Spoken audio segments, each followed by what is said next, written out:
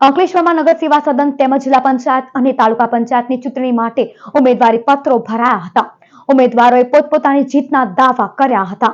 અંકલેશ્વરમાં નગર સેવા સદનની આવનારી ચૂંટણીને લઈ આજે ઉમેદવારી પત્રો ભરવાનો અંતિમ દિવસ રહ્યો હતો. તાલુકા સેવા સદનમાં પ્રાંત અધિકારીની કચેરી ખાતે ઉમેદવારોમાં ભારે ઉત્સાહ જોવા મળ્યો હતો અને મોટી સંખ્યામાં ઉમેદવારોએ પોતાના ઉમેદવારી પત્રો દાખલ કર્યા હતા. ભાજપ, કોંગ્રેસ, આમ આદમી પાર્ટી તેમજ અપક્ષ ઉમેદવારોએ પોતાના સમર્થકો સાથે આવીને ઉમેદવારી નોંધાવી હતી. તમામ પક્ષોના ઉમેદવારો દ્વારા પોતાની જીત અંગે આત્મવિશ્વાસ વ્યક્ત કરવામાં આવ્યો હતો.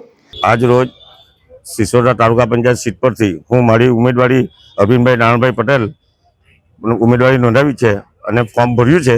જેના સંદર્ભમાં હું ગુજરાત સરકારના પાણી પુરવઠા અને જળ સંચય મંત્રી ઈશ્વરસિંહ પટેલ સાહેબનો ખૂબ ખૂબ આભાર માનું છું. ચૂંટણી પ્રક્રિયા દરમિયાન કોઈ અનિચ્છનીય બનાવ ન બને તે માટે પોલીસ દ્વારા ચુસ્ત પોલીસ બંદોબસ્ત ગોઠવવામાં આવ્યો હતો. કચેરી વિસ્તાર આસપાસ સુરક્ષા વ્યવસ્થા કડક રાખવામાં આવી હતી. આ સાથે જ અંકલેશ્વર જિલ્લા પંચાયતની 6 બેઠકો અને તાલુકા પંચાયતની 26 બેઠકો માટે પણ ઉમેદવારી પત્રો ભરવાની પ્રક્રિયા પૂર્ણ થઈ છે.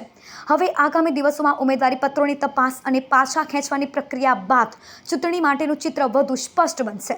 આજ રોજ અંકલેશ્વર નગરપાલિકાની સામાન્ય ચૂંટણી 2026માં વોર્ડ નંબર 9 તરફથી અમારા સ્નેહી શ્રી શહીદભાઈ, હું પોતે, ખુશ્બુબેન અને હેમુબેન 4 ઉમેદવારોએ કોંગ્રેસનું મેન્ડેટ મેળવીને અમારી પેનલમાંથી અમે વોર્ડ નંબર 9માં ઉમેદવારી આજે નોંધાવી દીધી છે. એ સાથે સાથે અમે શહેરની પ્રજાને અને સાથે સાથે વોર્ડ નંબર 9ના તમામ રહીશોને